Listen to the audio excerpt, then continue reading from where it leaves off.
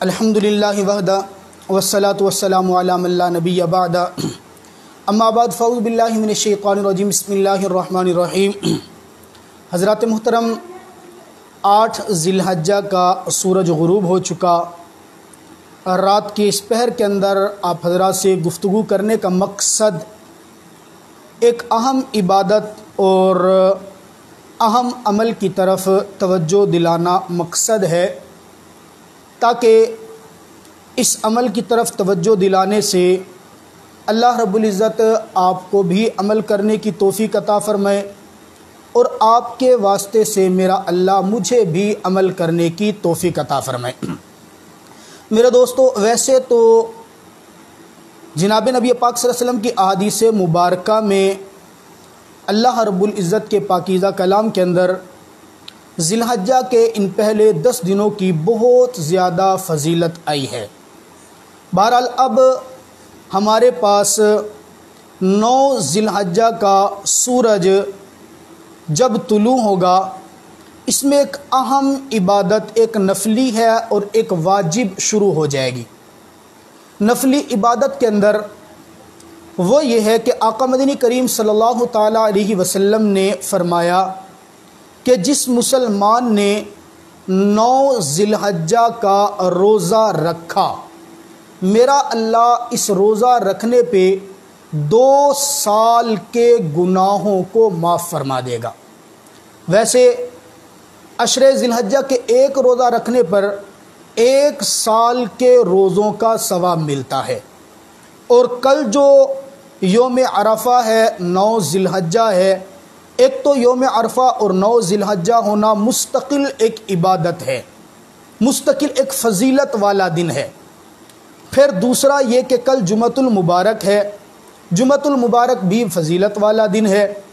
اس دن کے اندر اگر روزہ رکھنے کی سعادت آپ کو، مجھے، تمام سننے والوں کو مل جائے، پھر اس کے اوپر وہ فضیلت جو آقا مدنی کریم صلی اللہ علیہ وسلم نے فرمائی کہ 2 سال کے گناہوں کو میرا اللہ معاف فرما دیتا ہے۔ ایک وہ سال جو سال گزشتہ ہے اور ایک وہ سال جو سال آئندہ ہے۔ اندازہ کیجئے کہ ایک روزے پر کتنا بڑا اجر میرا اللہ رب العزت آپ کو، مجھے، روزہ رکھنے والوں کو عطا کرے گا۔ یوں سمجھ لیجئے کہ میرا اللہ ہماری بخشش کے بہانے ڈھونڈتا ہے۔ کمی ہے تو صرف اس بات کی کہ ہم اپنے اللہ کو کیسے راضی کریں۔ یوں سمجھ لیجئے کہ میرا اللہ انتظار میں ہے کہ کب کوئی آئے مجھے آ کر منائے، میں تو ماننے کے لیے تیار بیٹھا ہوں۔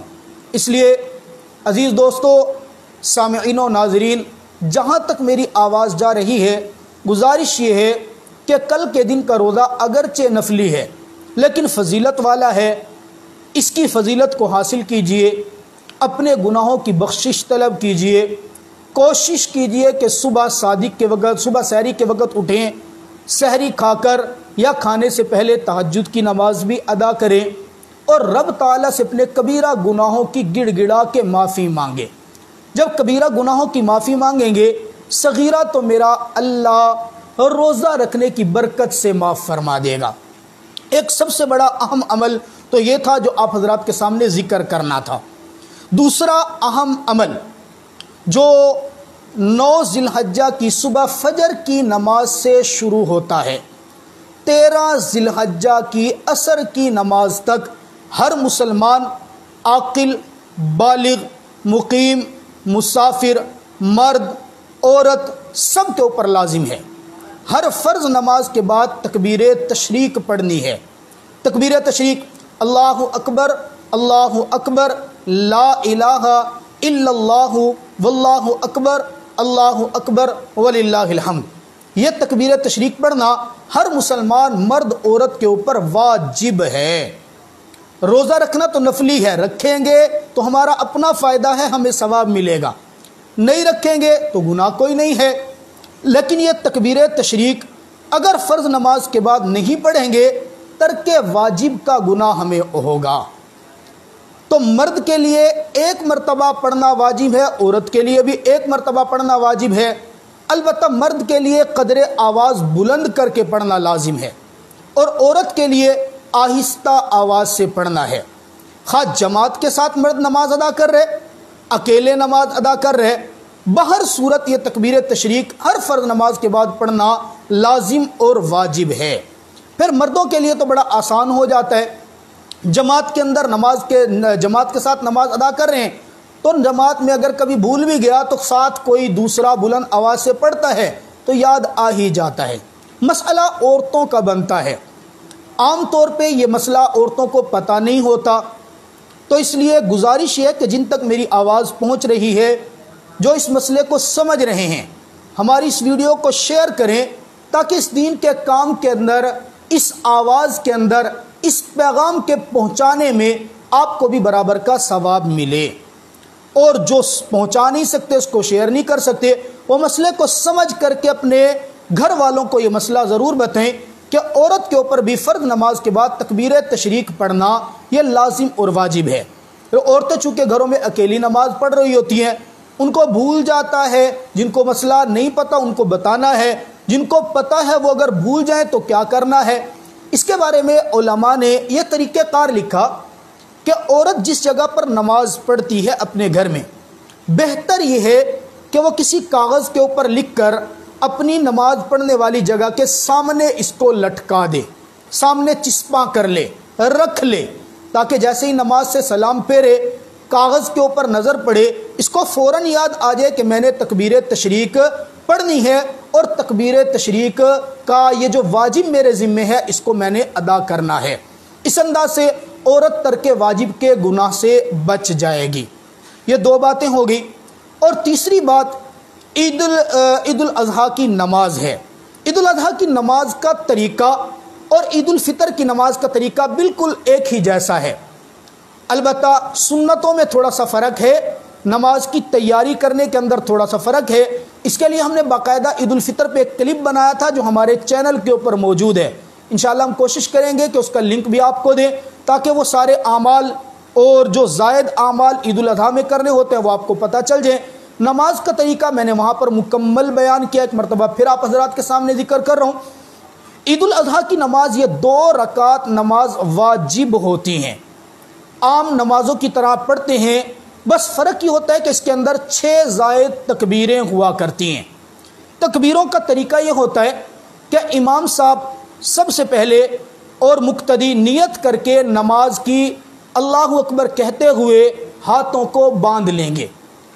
جب ہاتھ باندھ لیے تو ثنا پڑھیں گے، اور ثنا پڑھنے کے بعد قرات کرنے سے پہلے پہلی رکعت میں 3 زائد تکبیریں کہیں گے۔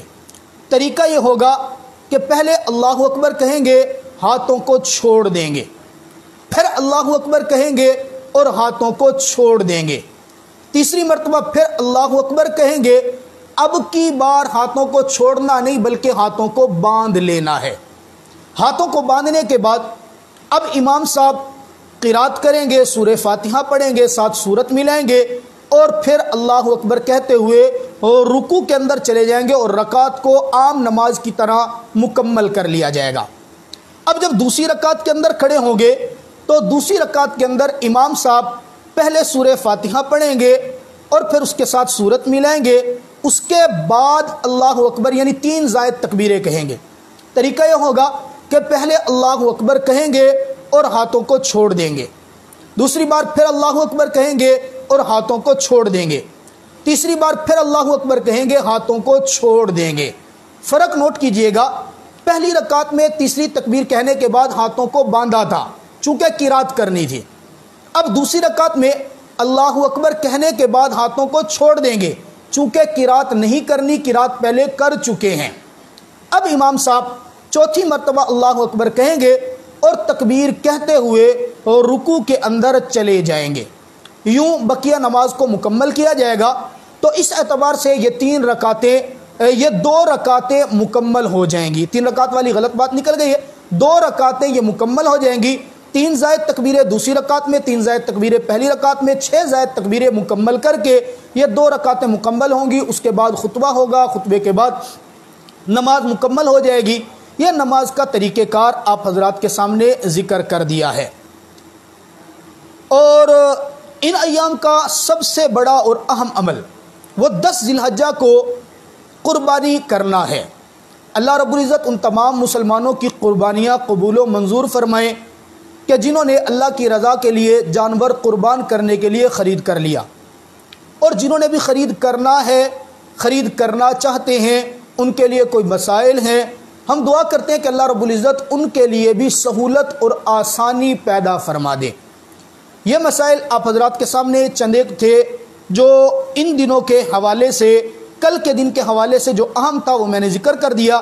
ایک بار پھر دوبارہ ذکر کرتا ہوں، کل کے دن کا روزہ یہ بڑا اہم روزہ ہے 9 ذی الحجہ کا۔ اس روزے کو رکھیے، خود بھی رکھیے اور اپنے رشتہ داروں، دوست احباب کو بھی ترغیب دیجیے تاکہ اس روزے کی فضیلت حاصل ہو سکے۔ یہ نفلی روزہ ہے، کوئی رکھے گا تو ثواب ہے، نہیں رکھتا تو گناہ نہیں ہے، لیکن ثواب اس کا بہت زیادہ ہے۔ اور ساتھ یہ بھی ذہن نشین فرما لیں، بعض لوگوں کے اندر یہ معروف ہے کہ اکیلے 9 ذی الحجہ کا روزہ رکھنا ٹھیک نہیں ہے، بلکہ اس کے ساتھ پہلے ایک 8 ذی الحجہ کا روزہ رکھنا لازمی ہوتا ہے۔ یہ بات معروف ہے، مشہور ہے، لیکن یہ درست نہیں ہے، یہ غلط ہے۔ کوئی اگر صرف ایک روزہ بھی رکھنا چاہتا ہے 9 ذی الحجہ کا تو ایک روزہ رکھنے کی بھی اس کو اجازت ہے، اور اس ایک روزے پر جو فضیلت احادیث کے اندر ذکر کی گئی وہ فضیلت آپ کو پوری ملے گی۔ باقی قربانی کے مسائل کے حوالے سے بہت سارے مسائل کے کلپس ہم نے اپنے پیج کے اوپر بھی ڈالے ہیں، اور بہت سارے مسائل ہم نے اپنے یوٹیوب چینل پر بھی ڈالے ہیں۔